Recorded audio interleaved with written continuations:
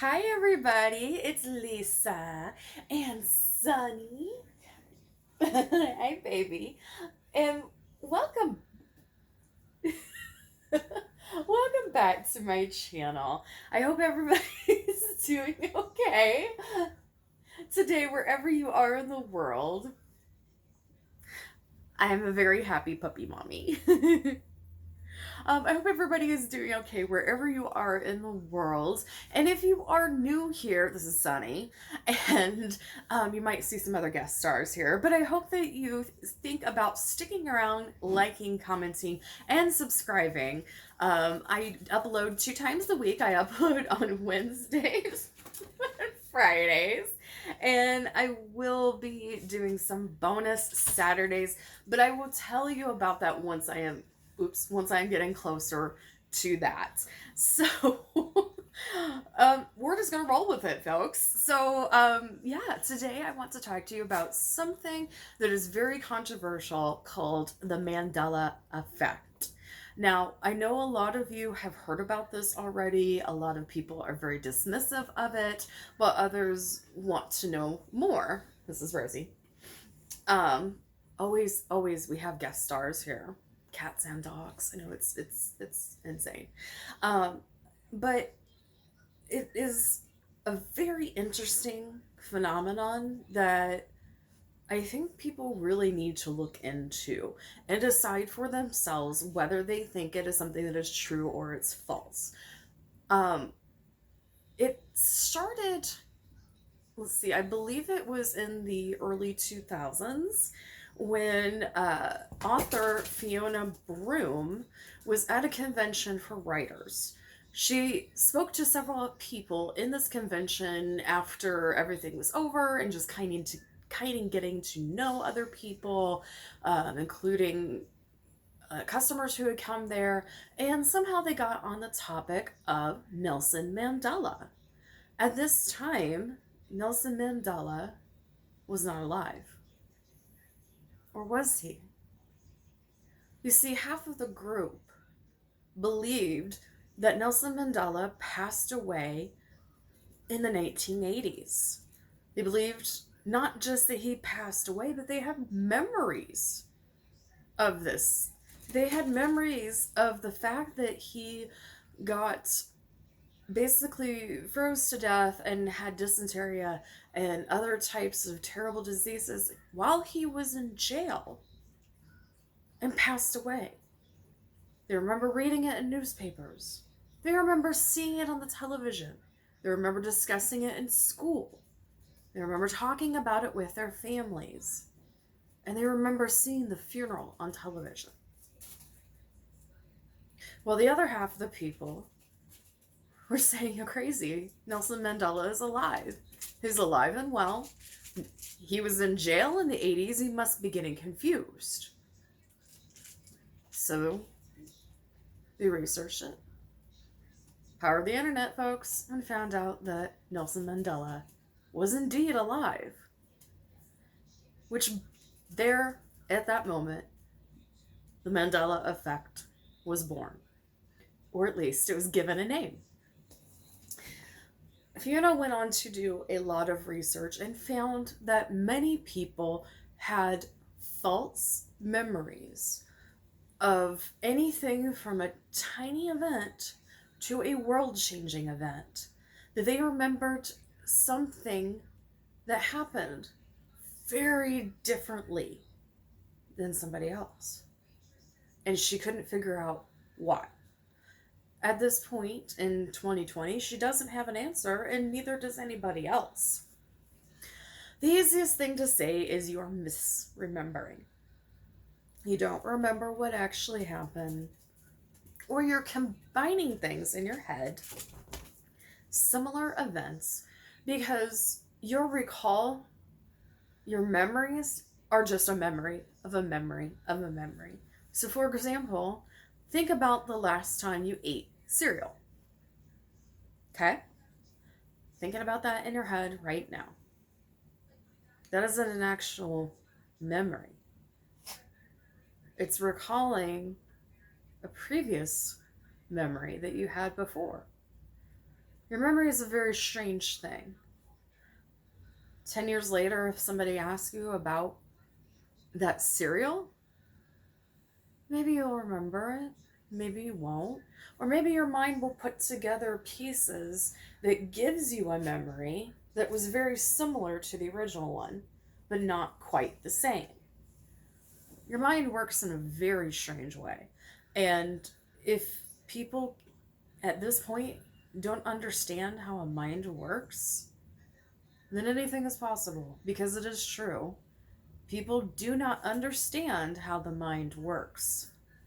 It's a glorious and mysterious thing that we don't understand as a society. We don't understand as doctors or therapists or psychologists. They do not understand how the human mind and the human brain works. It's fascinating. So before anybody dismisses the Mandela effect, remember that you don't have real memories because it's a recall. Because your mind fills in things and gives you details that may or may not have happened. It's so strange how that happens. It's like reading a paragraph with words taken out, but you still understand it because your brain recognizes a pattern and can fill in those words for you. It's very strange. So the reason I'm saying this is because Fiona Broome is someone who works with the paranormal. And while people have a bad taste in their mouth for people who work with the paranormal or who are conspiracy theorists or who do something a little bit different in life and believe in maybe a different type of existence or a theory out there in the world, they are usually shunned. They burned all those people and stoned them to death and hung them and drowned them and called them witches all throughout history because they just had a different view, or they were just hated women and men and wanted, this is a great way to kill them. Which is true. But the only reason I mentioned that is because of the paranormal work that she did. So I don't want her to be discredited simply based on a theory. And that is what this is. It is a theory. It is not a fact. So my experience with Mandela Effect started quite quickly after this being pointed out, because I remember being a little kid. Rose doesn't like the cat, sorry. A very little kid. Actually, I was in kindergarten and I was spending the night over at my grandparents' house, and I wasn't feeling very well, so I didn't go to school. And my grandma was fixing me pancakes. Yeah. And grandpa was reading the newspaper. And I was having a difficult time with reading, but he put it over to me and he read out loud and told me this was historic, that Nelson Mandela had died. And he wanted me to see the words, and we wanted to talk about it as a family because it was a very important historical moment in life. That was in the 80s. I thought up until the point where I heard about the Mandela effect that Nelson Mandela had died in the 80s because of that memory. And while my mind could be filling in certain things that happened, I didn't really stay over at my grandparents when it was a school night unless there was a situation going on. And I happened to be sick, and my parents didn't want me to come home because I had a brother and they didn't want him to get affected either, so I stayed over with my grandparents. No big deal, but I remember my grandpa reading that article to me. I remember him sitting me on his lap and pointing the words out and reading them out loud to me so I would understand them, that Nelson Mandela had passed away. And I needed to remember this moment because this was a big moment And one day I was going to talk about it. We were going to talk about it in school. We probably would talk about it in school when I went back next. And he wanted to make sure I knew who Nelson Mandela was. So, what kind of Mandela effects are out there? Like I said, some of them are very, very small, and some of them are quite large. So, let's go over some examples. The most famous one is Bernstein versus Bernstein. So, the Bernstein Bears is a collection of children's stories that have been around for a very long time. There was also a PBS special, and I believe there was a couple of little kiddie movies that the Bernstein Bears were a part of. So, what do you remember? Were they called Bernstein or Bernstein? Normally, people would say Bernstein, but in all actuality, it was Bernstein. Difference of spelling, difference of pronunciation. It's actually quite a big difference. Now, there is an explanation for this, and I don't know the terminology, but there's a terminology that if you are expecting to hear a certain sound, stain is more common than Stein, or sorry, Stein is more common than stain. So your ear naturally goes to Bernstein. It was actually Bernstein. I remember this because when I was in 5th grade, I was at the library a lot. I didn't have any friends, so I was at the library a lot. And the librarian became my friend. Yeah, kind of sad story there. But I wanted, there was some Bernstein Bears books that I hadn't read yet, and I wanted to find them. And she sat down and she's like, "It's not Bernstein, it's Bernstein." And she'd show me the words, and she said, "Everybody says that all the time, they get mixed up. But it actually is Bernstein Bears." There's an easy explanation for that one. Like I said, there is a condition or just a mind trick that you are automatically assuming the sound because of the first part of the sound. You believe the second part of the sound is going to be something familiar to you. There has been a lot of controversy about this, and in fact, Bernstein's son, Junior, I don't know his name, I don't know his first name, but he has written out on many occasions that indeed the name was Bernstein, that he was even told in school that he wasn't spelling his own name right. It's just, yeah, it's a lot. But it is what it is. Or is it? Do you remember Curious George, the curious little monkey? Oh, I loved Curious George. I loved Curious George so much. You know, he had a yellow banana. He lived with the man in the yellow hat. He would get in all sorts of trouble. He had a whole bunch of books, and I believe he even had a little cartoon series. And I remember him swinging from the trees with his tail.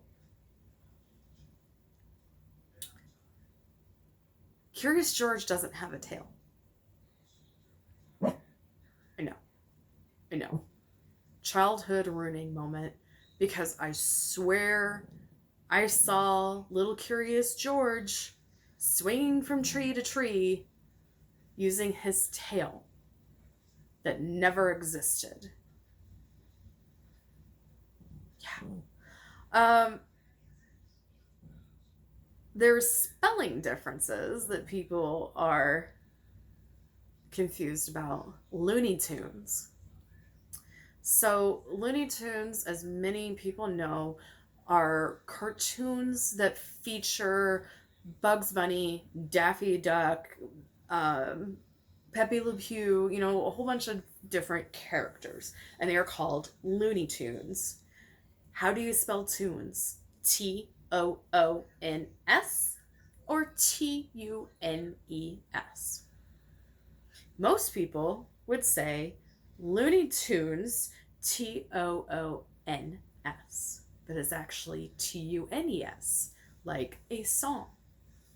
Now, I happen to know why there is a difference in this.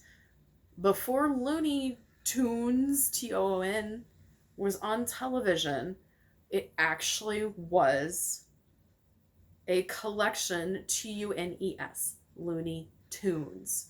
So you would listen to them like a radio show. My grandpa had an 8-track player in his pre-existent awesome man cave, you know, because this was like in the 80s and man cave wasn't a word, but he had his 8-track player in there. And we would listen to Looney Tunes. This would eventually become Looney Tunes, the television show. So, the cartoon, the television show. So, to pay homage to that, they kept the spelling Tunes. I want somebody to prove me wrong, though, because I've never heard that explanation outside of what I know and what my brother knows. But does anybody else remember Looney Tunes, Tunes, being a almost like a radio show, a variety show that was in very early like 20s, 30s, 40s, and eventually was the predecessor to the cartoons? Because that's what I remember. I listened to those 8-tracks all the time. Also, was it Jiffy peanut butter or Jif peanut butter? See, I remember 2 different peanut butters, both completely different brands. One was called Jif, the other one was called Jiffy, Jiffy. Jiffy peanut butter was at my grandparents' house because they would have Jiffy and Peter Pan peanut butter. That was the only 2 that they would have. We didn't have a lot of peanut butter at our house. But when I went over to Grandma and Grandpa's house, they had Jiffy and Peter Pan. Jiffy doesn't exist. It never has. So it makes it a little crazy. So, Rosie says hi. So Rosie says, quick, picture the very famous portrait of Henry VIII. Think about it in your mind. He was a tall, big man with skinny legs. What was he holding in his hand? Was it a turkey leg? Or was it nothing at all? Well, even the Simpsons say it was a turkey leg. Nothing at all. Something huge, something culturally iconic, Star Wars. And I can almost believe that this Mandela Effect is just a boo-boo. I didn't see it. So what color was C-3PO's legs? Were they both gold? Or was one gold and was one silver? One was gold and one was silver. But I can easily blame that on the quality of the television or the medium you were watching it on. You know, I saw Star Wars on TV. I wasn't born when the first, okay, so 3, 4, and 5. I wasn't alive when those were out. It might have been the last one. But anyway, I wasn't alive when those, definitely Star Wars, the original one. 4, 5, 6. Sorry. The original Star Wars, folks. The one in the 70s, the only original Star Wars. Yeah. I didn't realize that C-3PO had a silver and a gold leg, but I can say, you know, with most certainty that it probably was how we were seeing it on television. It just didn't compute well. But there are other people who swear up and down that they could see it just fine. I don't know. I was a poor kid in Iowa. What do I know? But other people swear up and down that, it was silver and it was gold.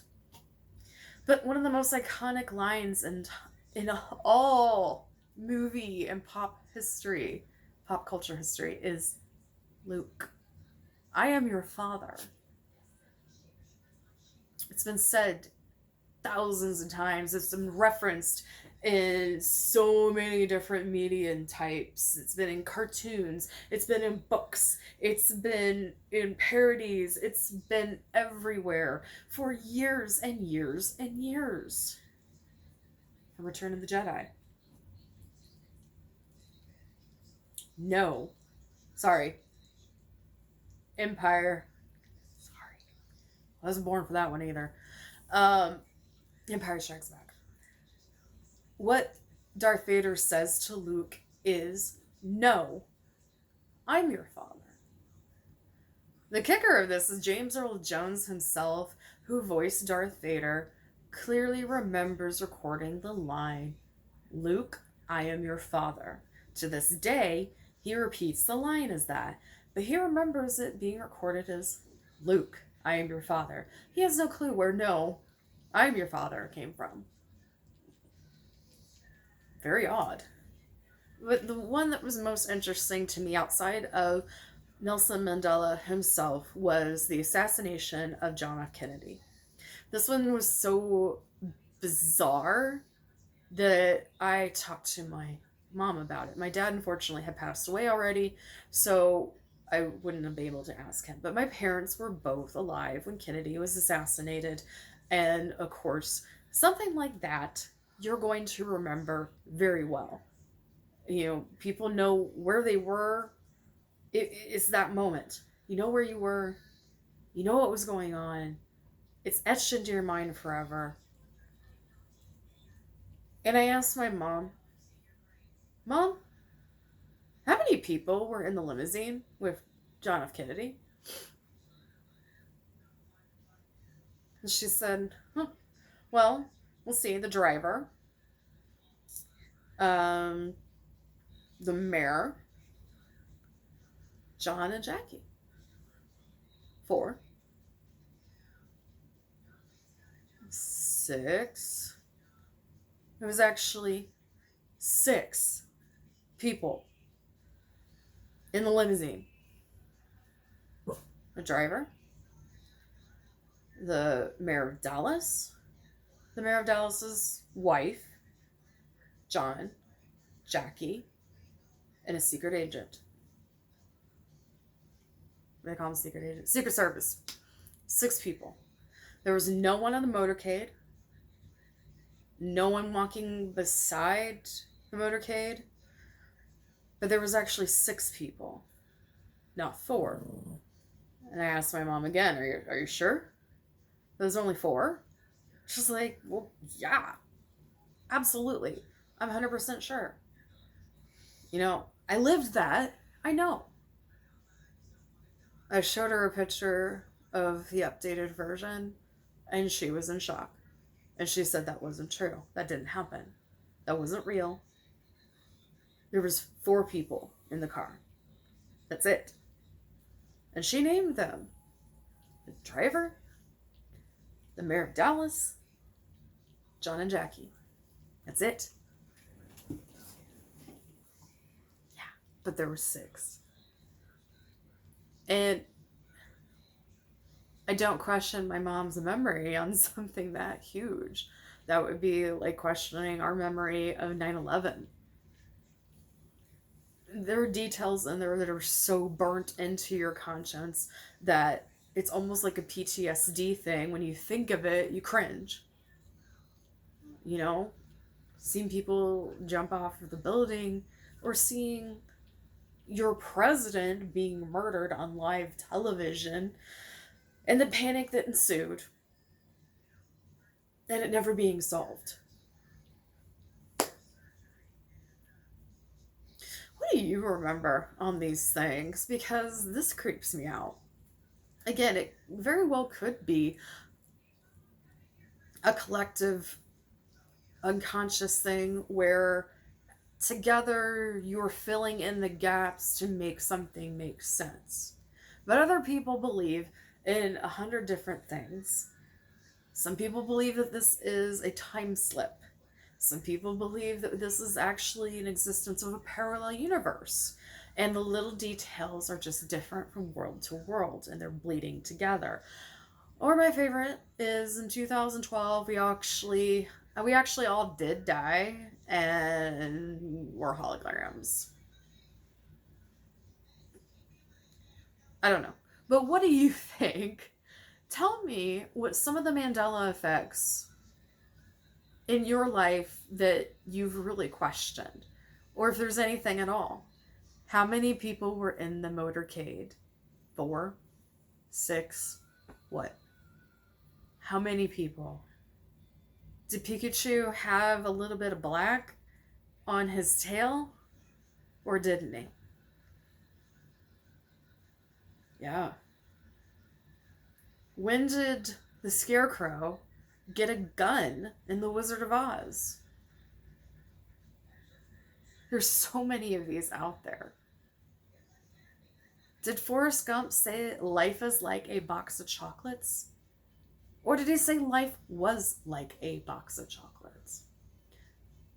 What do you remember? What do you think? Is this all just a bunch of craziness? Or is there something really weird going on? Let me know what you think in the comments. In the meantime, I hope you all have a great day or night wherever you are in the world. Please don't forget to like, comment, and subscribe. It really does help us, itty bitty little channel, so I really appreciate it.